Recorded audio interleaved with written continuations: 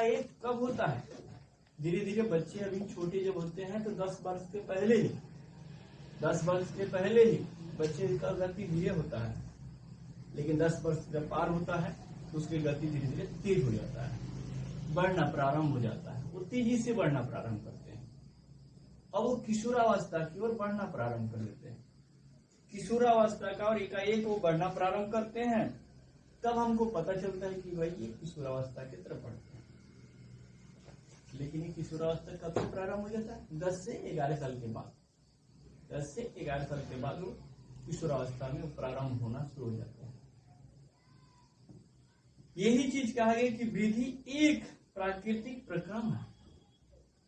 जो वृद्धि होता है एक प्राकृतिक, न हम उसको तान कर खींच कर बढ़ाते हैं और न ही उसे लकड़ी लगाकर बड़ा करते हैं, वो प्राकृतिक है।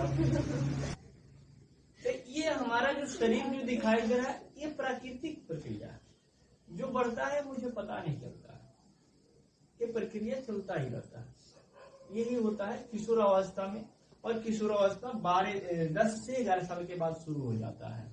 उस समय से आप किशोरावस्था में आना प्रारंभ हो जाते हैं। लेकिन अब थोड़ी सी बात हो रही है, 11 वर्ष से प्रारंभ होता है और 11 वर्ष से लेके 11 वर्ष से लेके 18 से 19 वर्ष 19 वर्ष तक रहता है किशोरावस्था। अब कैसे पहचान आता है, कैसे पहचान करते हैं, पता होना चाहिए। आगे नहीं रहता है? आगे बता रहे हैं। किशोरावस्था 18 वर्ष से 19 वर्ष तक ले ही रहता है। वो पहचान कैसे होता है, ये किशोरावस्था कैसे पहचान में? तो सबसे पहले तो हम प्रारंभ पहचान किए कि 11 वर्ष हुआ तो लड़कों को हम देख के पहचान किए कि उसके बाल अब धीरे धीरे इसके चेहरे पे दिखाई दे रहा है, तो वो तो एक पहचान हो गई। लेकिन इस क्रिया में कैसे पहचान होती है, ये भी जानना जरूरी होता है, बताया। अब इसे हम एक शॉर्ट तरीके से बताएंगे, उससे पहचान आ जाएगा, वो पहचान कर लीजिएगा। अब ये जो लड़कियां या स्त्री लड़कियां होती है उनकी किशोरावस्था कब से प्रारंभ होता है? लड़कों का तो पहचान में आया। एकाएक कब होता है?